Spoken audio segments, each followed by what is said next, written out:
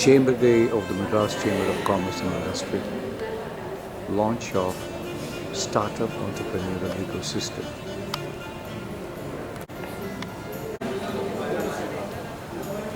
The extraordinary presence of Dave Mukherjee, as Satya did say, that the founder, the builder of Skype. Interesting thing is, this fellow has literally turned a monk. He's working with tribal days in creating one of the most phenomenal manufacturing success story around bamboo. 180th year. One of the two oldest chambers in the country. So very mature, seasoned, and very knowledgeable chamber. Here it is more about how do we enable, how do we facilitate economic development, how to be a vehicle for social growth, be a change agent for better policies, and being an effective interface among the government, industry, and the society. We have done it for long years. And 5 years ago, when we were 175 years, 3 initiatives were launched. Very specifically, they were focused. First one was about creating a center for vocational training and skill development. The second one is on sustainable farming. The various initiatives have been taken under that. And the third one, after these two initiatives have been very effectively done, we set food for thought as a FFT, as we call it. This is an initiative by which every month we have a program on some very interesting topic. For example, now another big initiative that as a chamber that we have taken is creating what is called the Women Directors Forum. We have trained board-ready women, and we have been on the forefront in getting this training session done, and they are interacting even today about how to be part of corporate boards. Now, the chamber has also launched a diploma in, I would say, global trade management with the University of Madras. Last year, we have done about 120 programs as a chamber.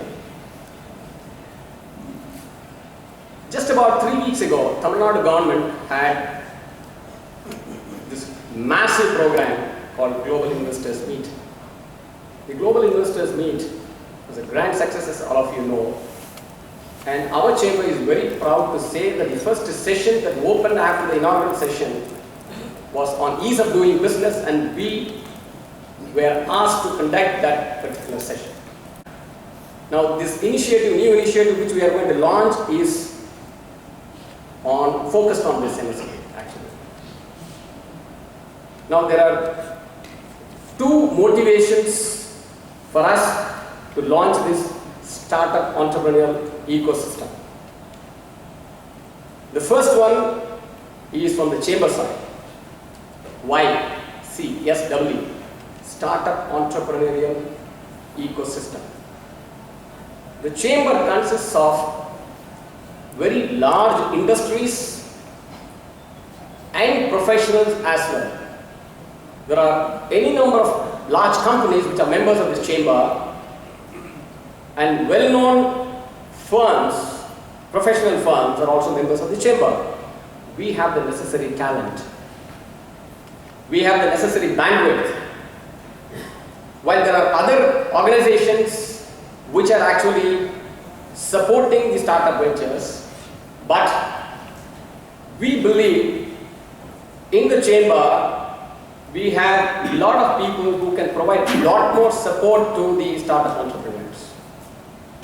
We do not have any vested interest. Why am I saying that we have no vested interest? Because we are not intending to set up this ecosystem for the purpose of investing any money into those ventures. We are actually going to form C boards The C boards would comprise of members of the chamber who have experience in several fields. Periodically, we would have meetings and discussions with these startup entrepreneurs and provide them guidance on starting from, let's say, the structure that they should have. Should it be a proprietorship? Should it be a partnership or a company or LLP? What kind of structures they should have? Right from that, whether the concept would work, because if it is going to be something which is manufacturing and services, we are going to focus more on manufacturing and services startups. Not that we are excluding any IT, because startup, the word is now known in the IT field. But if you look at it, the data shows 80% of the startups are manufacturing and services. Contrary to what each one of us may believe, only 20% is IT startup. So it is more of trying to give these startup entrepreneurs the help that they would require for actually making it a success. With the talent which is available, we truly believe that enough and more advice and help would be available to these entrepreneurs. Now the second, I said two motivations. The second part is actually a personal motivation. From the personal side, I'm quite passionate about it in terms of startups. So I thought, why not create a property where people would need to go there and stay only for a week. People would like to go there and stay only for a week in a year or 2 weeks at best. They don't want to stay for the remaining weeks. So, to cut the long story short, I came up with a concept on timeshare, property timeshare. It was then unknown. I'm talking about 1984. It was not known in the country then. Let's get into that. And for your information, that is Sterling Holiday Resorts. That's how the story of Sterling Holiday Resorts was born, and the timeshare industry was born in the country. And I'm proud to say that I have never made a claim publicly, but I can claim that I'm the father of that concept. Wow. I created the legal concept, created that powerful business concept. I think as seasoned elders, we as a chamber need to provide that support and guidance to these youngsters. Now, we have with us Mr. Satya Bansal. He is the CEO and the head of Barclays Wealth. I welcome him. It's really great that he could come down from among his busy schedule just for launching this C initiative by the Madras Chamber of Commerce. I welcome him and thank him. And we have Mr. Sharath Naru. In fact, possibly Sharath Naru may tell about how we met. But then let me not take much time. He is a seasoned venture capitalist, starting with the APIDC Venture Fund. A fantastic and a successful individual. He's our special guest. He's going to talk about this startup ventures. And we have a panel where we have young people who have succeeded in their initiatives, in their businesses, and they are here to talk about what they have done, and we are going to have a panel discussion. To be great. Probably that's what we heard from the success story of my own president, Mr. S.G. Prabhakaran. Of course, we cannot claim we don't have any motives for C. We do have motives, as he said, but all with good intentions. Thank you, Mr. President. Can I now request you to present a bouquet to our beloved guest today, to Mr. Satya Narayan Bansal and Mr. Sharath Naru. Welcome you, sir.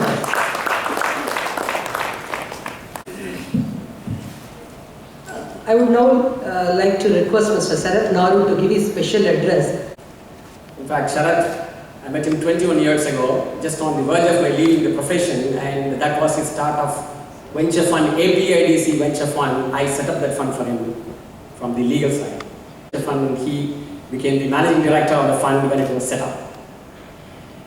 That is APIDC Venture Capital Limited is the name of the company, and that was in 1995. 94, I think it was set up in 95, he started off the business. Sarath Rao is the founder and managing partner of Venture East Fund Advisors India Limited and Venture East Proactive Fund. He served as Secretary of Indian Venture Capital Association. He holds an MBA from Booth School, University of Chicago, and he's a BTech from IIT of Chennai. Sharath, Phil.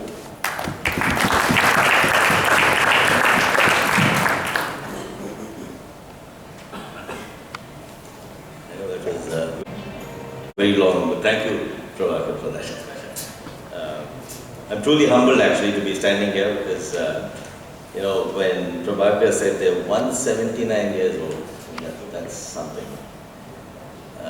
And then Madam Saraswati made a statement which was, how can an organization or anything last 179 years unless you're relevant? That's what she said. I think she said, we are relevant, that's why we are 179 years old. And that's the essence of what I will try to talk about. I normally do talk to a lot of groups, but typically the groups are, as Prabhakar said, on the other side of 35.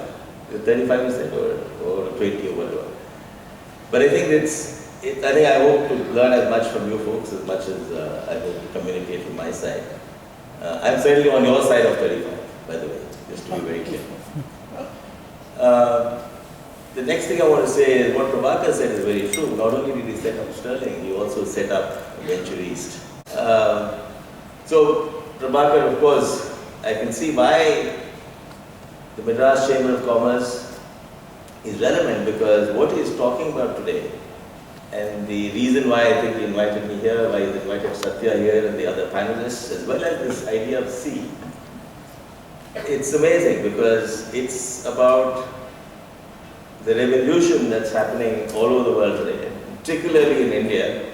And India, the youth, the entrepreneurial revolution that's happening, and how does one be part of that to be relevant? Clearly you're doing something, and that's why you've been relevant for 179 years, and I'm sure with the start of C, etc., you will continue to be relevant. I don't need to talk about that this revolution is not just for India. I mean, if you look at the top 10 market cap companies in Fortune 500, I mean, none of those companies, I mean, whether it's Apple or Google or Microsoft or Facebook, which are all in the top 10, were never there. Facebook was not there 10 years ago.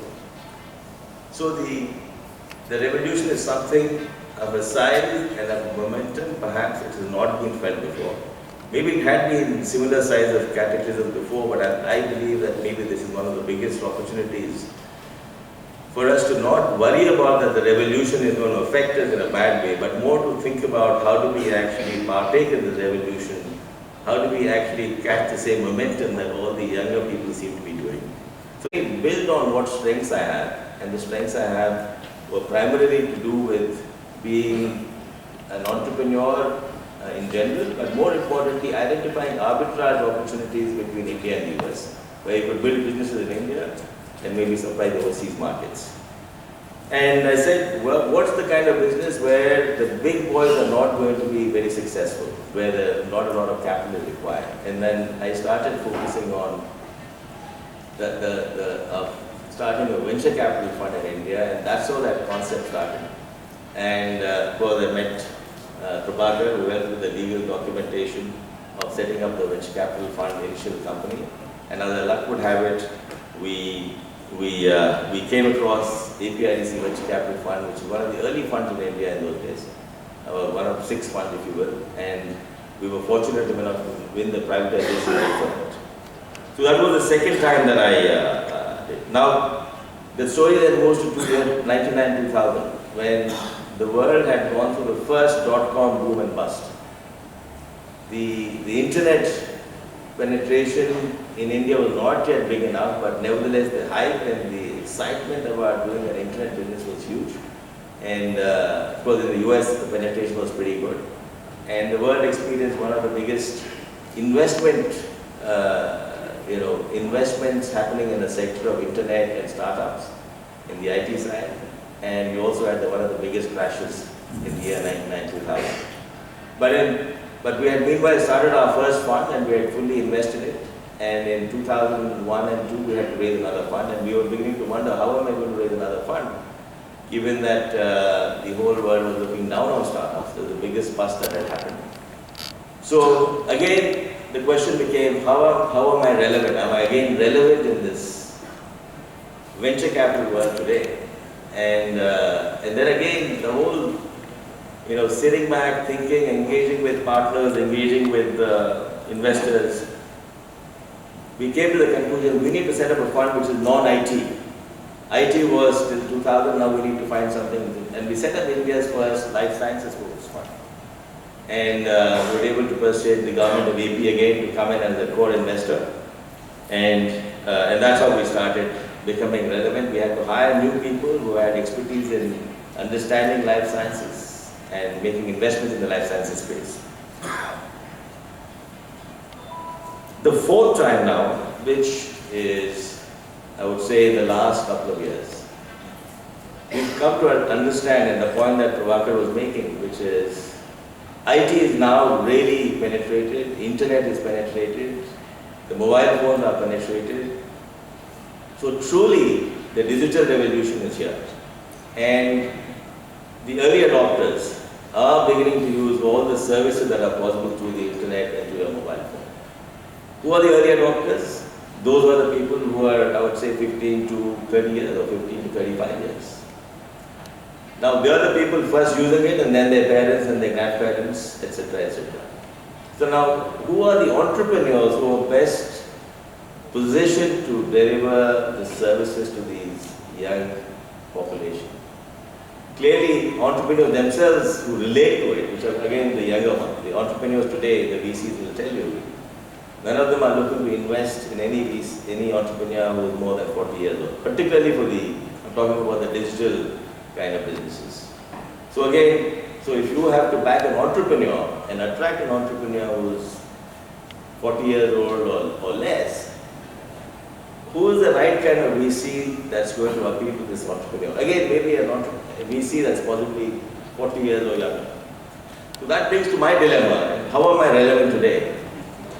How do I make myself appealing to these entrepreneurs who want to take my money, who in turn are appealing, of course, to me and relate to the digital needs and services of the consumers? So that's exactly, and I think it's not something to take lightly, because one can clearly say, okay, so you can hire younger people in your organization, which we do. We do have younger people, and we try to stay as much in the shadows as possible. But only that works to a certain extent. So the question then becomes, so how does a VC fund like ourselves, who is constantly reinventing itself, become relevant? How does the Madras Chamber of Commerce, yes, you're going to do the C, you're going to have this whole ecosystem we're going to create. And I think that will help. Now, but I want to turn back this mirror or the microscope on ourselves. So if you're in the manufacturing sector, if you're in the services sector, how will you make your organization relevant to today? I mean, I'm not suggesting that it's irrelevant to the extent that we all still eat, we all still wear clothes, we all still drive automobiles, we all still stay in hotels. So those businesses do not go away, except that the appeal of those businesses is much less, so they're less likely to attract capital from the equity side, less likely to attract debt, lesser margins, and so on and so forth. So the point becomes, is there a way that we ourselves can become more relevant, and what do we need to do to become more relevant to take advantage of this? I think I have a little bit of good news, which is, until now, at least in the last 5 years, and we expect to see this going forward for some more time perhaps, not for long, but that the pure digital businesses, e-commerce businesses, or businesses which are marketplaces, they have played their way out, which is essentially a business that brings in buyers and sellers like Flipkart or Snapdeal or Amazon or Myntra or any of these. So they're pure marketplaces. There is very little to do. Of course, eventually they will say, we're going to deliver you a better service, better follow-up, you can pay in cash, you can pay in card, and those and a nice, mobile experience on your handset, or a nice experience on the web, but still it's not the real world. So the point is, the future businesses will still, the fast-growing ones, will still start using the net as a way to acquire customers, but the back end, which is the manufacturing side and the supply chain, are going to become very critical parts of this game. So the concept of how to be successful, the model is going to change from saying, all the money and the appeal and the attraction is going to the pure digital businesses, the pure marketplaces, etc., to saying we need now fully integrated businesses. That's the next 5 to 10 years, at least that's what we are seeing. We're saying the next 5 to 10 years are going to be businesses where it's not simply enough you put buyer and sellers together. Yes, you get the buyers there, but you need to be able to deliver customized products. The concept of mass customization, that's what the web has been offering, that you're able to seemingly customize.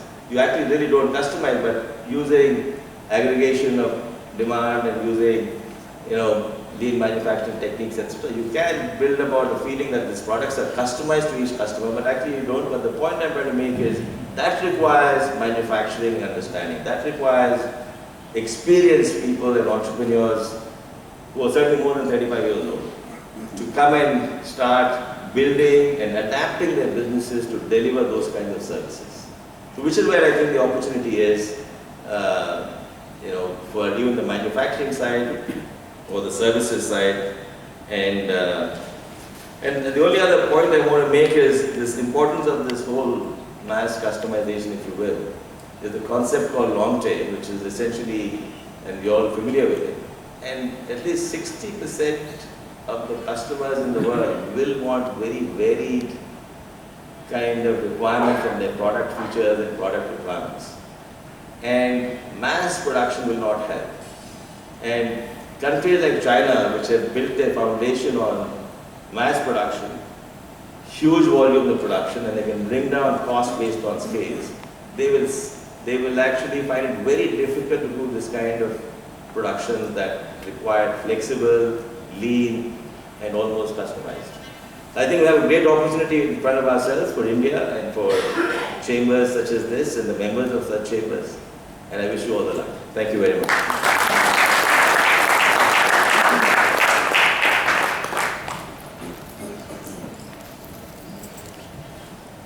Thank you, Mr. Sarath. Thanks for nicely putting the relevance of the C focus on non-IT, primarily manufacturing and service industries. As he rightly pointed out, they always say we can order a pizza online, but somebody has to manufacture, somebody has to deliver, otherwise it's not complete. We cannot eat just online. So that is where we come into. Thank you so much. Thanks for your wonderful address. The heights by great men reached and kept were not attained by sudden flight, but they, while their companions slept, were toiling upward in the night, said Longfellow. I think this holds good for our chief guest of the function today, Mr. Satyanarayan Bansa, and we would be very happy to listen to him. But before that, let me give him the pleasant task of launching C formally, then addressing the gathering. Can we have the launch of the Startup Entrepreneurial Ecosystem of the Chamber, which is getting launched on this 188th birthday of the Chamber?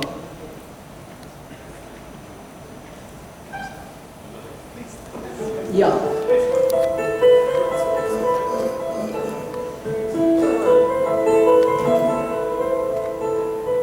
Yeah, this is the logo you see.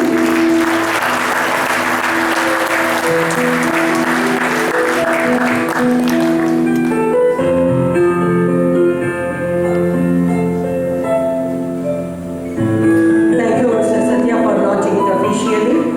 What the identity means, what the identity presentation, let me just quickly put, or you can see it on the screen.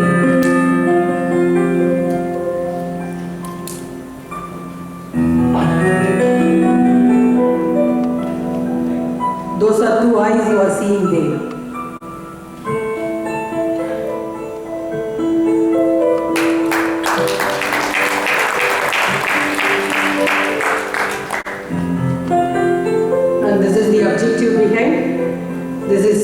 the eyes of the entrepreneur who sees the future.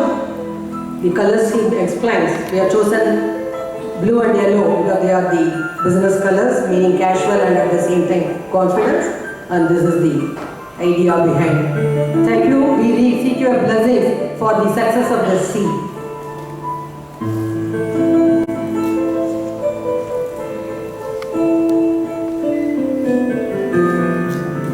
Yeah, this is the purpose. Thank you. Satyanarayan Bansal. Satya is the Chief Executive Officer of the Wealth and Investment Management Division of Barclays, India.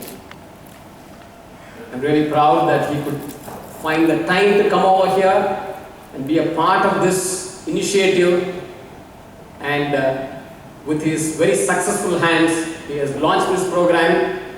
All that I can assure him is that the chamber is very, very keen. All the members are extremely cooperative and raring to go. I would say several of the General Committee members have expressed interest in being part of this sea boards, as I said. The sea boards are the ones which are going to guide and help the startup entrepreneurs. So experienced persons are here to help out the startup entrepreneurs in manufacturing and services specifically. Now, thanks a lot to you for having done that. Satya actually joined Wealth and Investment Management in 2007 in Barclays. He started his career in project and corporate finance in India and had worked in numerous functions including finance, sales, marketing, product development and technology and investment analysis in the past 24 years. Prior to joining Barclays, he was head of private banking in the Southeast Asia region for ICICI Bank in Singapore. He holds a Bachelor of Commerce degree from University of Rajasthan in India, and he is a chartered accountant from the Institute of Chartered Accountants of India. He is an alumnus of Harvard Business School. Thank you, SCP, as I fondly call him. It's a privilege and honor to be here on this occasion of the 179th anniversary of such a prestigious chamber, and I can very much relate to what my colleague and fellow participants on the dais, Sarah, just mentioned, that it's really tough to be relevant for so many years. And there is something which is there in this chamber which is really making it happen. So I'm really proud to be part of this chamber today and being given the honor to speak to you. So let me tell you a very simple logic that I have come across. If you really want to do any social service of whatever nature, whether you call it in the form of an NGO, you do it in terms of your social change, do you want to bring the education, healthcare, rural upliftment, livelihood, whatever name you call it. The best social change that I have come across and the tool that we have today is to basically promote entrepreneurship. And how to do that? I mean, we all know that. I think the change has to happen in the mindset, the way we look at an entrepreneur. An entrepreneur is a very wide term. It could be a startup, it could be MSME sector, it could be a large corporate. All these are spectrum of the same path. But the biggest social change that we can all think of is to basically look at the entrepreneur not as a businessman, but more importantly, as a change agent for the society. And that's where the change in the mindset has to come in. We still look at entrepreneur. I mean, I keep talking about this to almost every forum that I get a chance to speak. I said there is one change we need to make it happen, is to look at entrepreneur as a change agent for social change, rather than a plain and simple businessman or an entrepreneur, whatever name you call it. And that change alone can bring lot many people to this mainstream of job creation.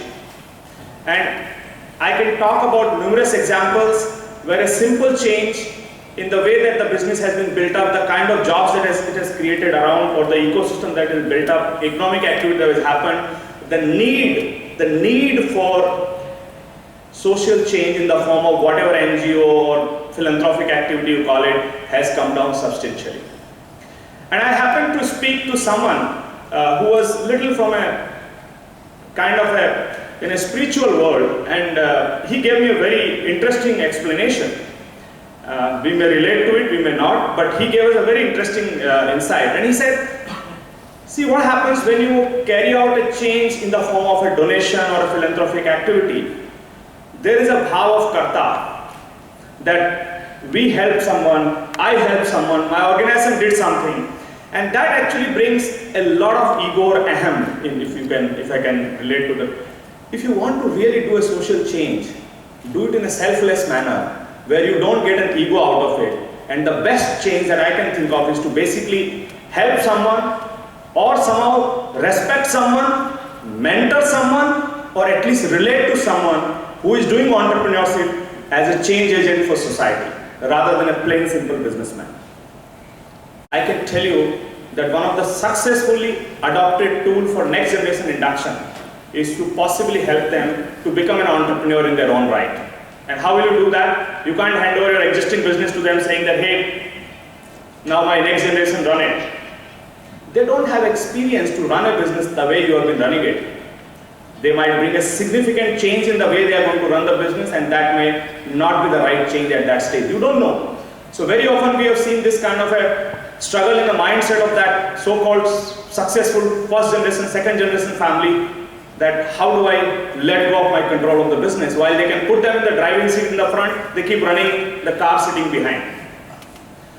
The best tool that we have seen working is to possibly help them be an entrepreneur, starting a business of their own, whether a small sector, medium sector, becoming an IT entrepreneur, startup entrepreneur, whatever way. Let them get inducted in the right business practices, because they should know how to hire a person who is 20 years older to them, how to relate to a person, how to connect with the reality of the business, how do we really, and this power of creation, irrespective of the outcome of that venture, whether it's going to fail or succeed, I'm not even commenting on that outcome. Irrespective of the outcome, I can tell you this is the money worth spent, this is the experience worth spent for next breed of successful entrepreneurs to be brought in the next generation family.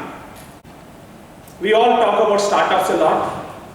There is enough momentum being built in. I think the biggest endorsement that we can get it now that we have got into third different sector as defined by our Prime Minister, that we have got a personal sector, and I think all I think the press is talking about startup sector, the buzzing activity. But here I would like to just caution few things. First and foremost, I think we should not talk about entrepreneurship restricted only to the so-called definition of startups. I think there are a lot of micro entrepreneurs who may not be having that kind of a glamorous business idea of changing the world, adopting the technology here and there. Still they are running a genuine business. So we need to be mindful that for a chamber like this, or for that matter anybody who is in the industry or business, to not only relate to the startup activity the way we relate to, but also to the micro entrepreneurs and the SME sector, which often gets ignored because that may not be as glamorous as it should be. So I've got a very simple way to look at what we can do as a chamber, what we can do as an elder, what we can do as a business family, or what we can do as an industry. I think all this sector needs only three things. And see if you can provide any one of these or any combination of these. First and foremost, we often relate that this sector needs capital, and more importantly, the risk capital. Let me tell you guys, when someone has got 100 rupees, and if you ask for a donation, they say, okay, how should I give it? 1 rupee, 2 rupee, 5 rupee, 10 rupee. I mean, you think as if it's going away. You are letting go of that money. Obviously, you have got some passion to change the society and you are giving it, but still there is a feeling of giving away. But when it comes to investing in the risk capital of the business, you can obviously expect a larger pool of money to come out of that whole pie. So I think this is a bigger game changer for a social change if all of us in our mind can relate to it as a social change agent, irrespective of what return it brings in, and start allocating a larger capital in the form of risk capital. I would urge every business family or whatever shape, size, businessman or industry or anybody who could spare the risk capital, take that place that at least X percent of my capital, incremental capital every year, will go towards risk capital. The second thing they need, more than the risk capital, is obviously the mentorship. And I don't need to really dwell upon that. I think both Sarad and SGP has spoken greatly about what the mentorship is all about. Third thing, which I think we all can do as a member, is to provide them market access and the network. Each one of us have got a huge amount of network. We have got friends in the industry, we have got friends in lot many sectors, with the chambers, with the buyers globally. If we can provide our network and access, if you can't even do that, at least start looking at startup guys as a vendor to you. Why we keep insisting that how many years of track record do you have it? You believe in him if you really feel this fellow is capable. If you feel, then give him a chance. Don't give him entire 100%, give him 2% order at least. Let him prove the credential. We are not born with proven credentials, we have to prove credentials over a period of time. Can we at least as an industry take a pledge that we will at least give 2 to 3% or 5% of our business to someone who is entering the industry? I think the risk capital need can come down substantially. So I think if we can provide the risk capital, if we can provide the market access and the network, and more importantly, that mentorship, at least in times of difficulty, it can change. It can change the scale for the social agent in whatever name we call it, but I really call them as a change agent for society. Thank you so much.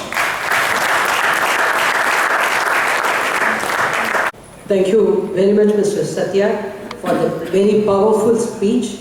And as you said, enterprises have to be social agents. I recall what J.R.D. Tata also said in a free enterprise. The community is not just one of the stakeholders, that is the very purpose of business. That had been very well articulated by Mr. Satya. We also take note of all the 3 points as you have said. And I am confident the chamber is on the right track. We are focusing on manufacturing and services, so all the people whom you see here are either people who give the money or people who have started some manufacturing unit. We have our Deputy Secretary, Mr. Shankaranarayanan. Mr. Shankaranarayanan, please get up. Please formally called as assessment by all of us. He has completed 30 years of service with the chamber. Joined in January 1985. And now he is 30 plus years of service. I would request the President to present a memento to him. Ladies and gentlemen, you have been kind. He has been responsible for the success of many high-profile programs. He had been a real interface for the chamber with the committee members and the experts here. Our accounts manager, Mr. Mohan. Mohan, please come to the stage. He has completed 15 years of service with us. Joined in November 1999. We can give the entire accounts to him. A meticulous, very systematic man. I never bother about the accounts even a bit. Thank you so much, Mr. Shankaranarayanan and Mr. Mohan. Well done. Please continue with your support to the team. Good evening, ladies and gentlemen. It's my pleasure to propose the vote of thanks for this evening. I'm sure that all of you have gained as much value from this program as I have. Under the leadership of our dynamic President and with the guidance of our very vibrant General Committee, we have been working on the concept of the startup ecosystem since July, where during our AGM when our President announced this. And within a short period of time, we've been able to formulate our thoughts and how we would like to go about it. I think we're doubly happy that we've been able to launch this coinciding with our 179th anniversary. Satya, please join. We are cutting the cake. Satya, Small cake cutting to be done. Cake cutting for Birthday. 179 birthday. Very good. 180. See, 179. By the way, let me tell you, 179 is a long enough number, and as a president, you can't handle those many bumps. all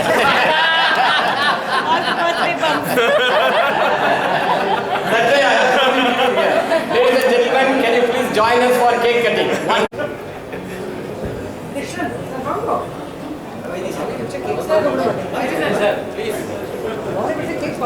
Hey, வாங்க. பின்னாடி ஓ பின்னாடி என்ன வயசு தெரியுது. நீ வாங்கிக்கிறீங்க stall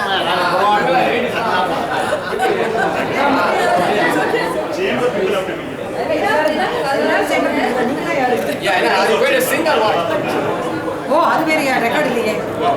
Happy birthday.